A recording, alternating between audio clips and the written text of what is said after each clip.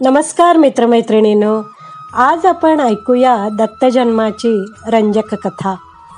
पुराणानुसार अत्रि ऋषींची पत्नी अनसूया ही पतिव्रता होती. पातिव्रत्यामुळे तिच्या अंगी एवढे सामर्थ्य आले की इंद्रादी देव घाबरले आणि ब्रह्मा, विष्णू, महेश यांच्याकडे जाऊन म्हणाले, तिच्या वराने कोणालाही देवांचे स्थान मिळू शकेल किंवा कोणीही देवांना मारू शकेल, म्हणून तुम्ही काहीतरी उपाय करा, नाहीतर आम्ही तिची सेवा करू. हे ऐकून त्रिमूर्ती म्हणाले, एवढी काय मोठी पतिव्रता सती आहे ती, आपण पाहू. एकदा अत्रि ऋषी अनुष्ठानासाठी बाहेर गेल्यावर अतिथींच्या वेशात त्रिमूर्ती आले आणि अनसूयेकडे त्यांनी भिक्षा मागितली. त्यावर अनसूयेने सांगितलं की ऋषी अनुष्ठानासाठी बाहेर गेलेले आहेत, ते येईपर्यंत थांबा. तेव्हा त्रिमूर्ती अनसूयेला म्हणाले, ऋषींना परत यायला वेळ लागेल, आम्हाला खूपच भूक लागली आहे, लगेच अन्न द्या, नाहीतर आम्ही दुसरीकडे जाऊ. आश्रमात आलेल्या अतिथींना तुम्ही इच्छाभोजन देता असं आम्ही ऐकलं आहे, म्हणून इच्छाभोजन करण्यास आम्ही आलेलो आहोत. मग अनसूयेने त्यांचे स्वागत केले आणि जेवायला बसण्याची विनंती केली. त्याप्रमाणे ते जेवायला बसले.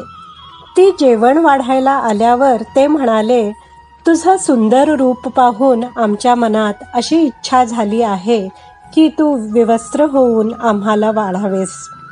त्यावर अतिथीला विनमुख पाठवणं अयोग्य होईल. माझं मन निर्मळ आहे, मग कामदेवाची काय बिशाद आहे?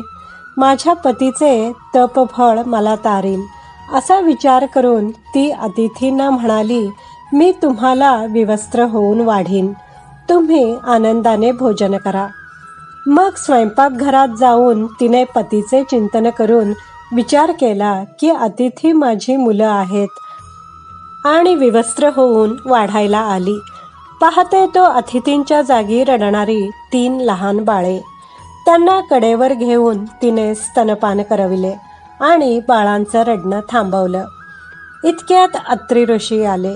तिने त्यांना सर्व वृत्तांत सांगितला. ती म्हणाली, स्वामीन, देवेन दत्तम, याचा अर्थ असा आहे, हे स्वामी, देवाने दिलेली मुले. यावरून अत्रींनी त्या मुलांचं नामकरण दत्त असं केलं.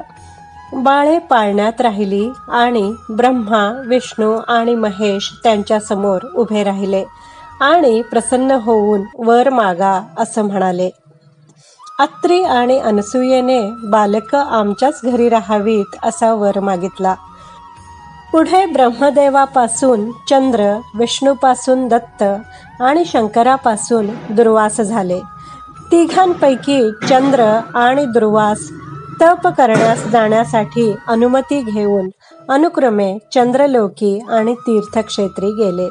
तिसरा दत्त विष्णू कार्यासाठी भूतलावर राहिला. दुसरी अशी पौराणिक कथा सांगितली जाते की पूर्वीच्या काळी भूतलावर सूक्ष्म आणि स्थूल रूपात आसुरी शक्ती मोठ्या प्रमाणावर वाढल्या होत्या. त्यांना दैत्य असं म्हटलं जात असे. देवगणांनी त्या आसुरी शक्तींना नष्ट करण्यासाठी केलेले प्रयत्न असफल झाले. तेव्हा ब्रह्मदेवाच्या आदेशानुसार वेगळ्या ठिकाणी वेगवेगळ्या रूपात दत्त देवतेला अवतार घ्यावा लागला. त्यानंतर दैत्य नष्ट झाले. तो दिवसच दत्त जयंती म्हणून साजरा केला जातो. मित्रमैत्रिणींनो, कशी वाटली तुम्हाला दत्त जन्माची ही रोचक कथा?